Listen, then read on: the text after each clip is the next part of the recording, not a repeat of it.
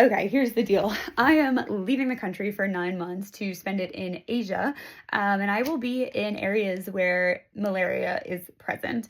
And because of that, I worked with a travel clinic to get a prescription to anti-malaria medication. Now, if you're not familiar with how this works, you need to take the malaria medication for a few days before you're in the area, while you're in the area, and then for a week after you leave the area so that you don't get malaria.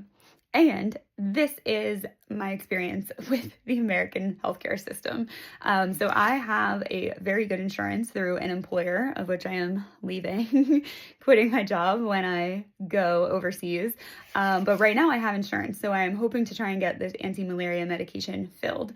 Now, we estimated how many days that I'll be in a malaria location, and honestly, I don't have my entire trip planned for 9 months, so we assumed that 60 tablets is a good enough estimate that basically gives me like 2 30-day periods in a malaria zone.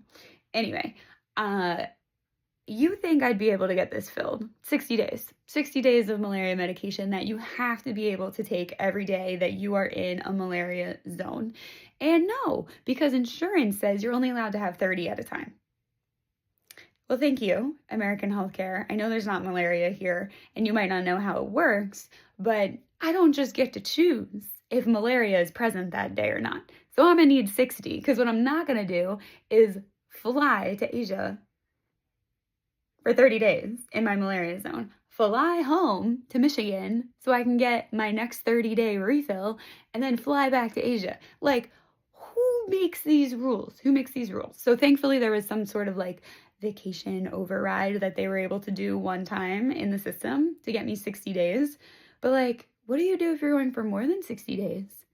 Insurance just isn't going to cover that. They're going to say, sorry, you're going to get malaria. What?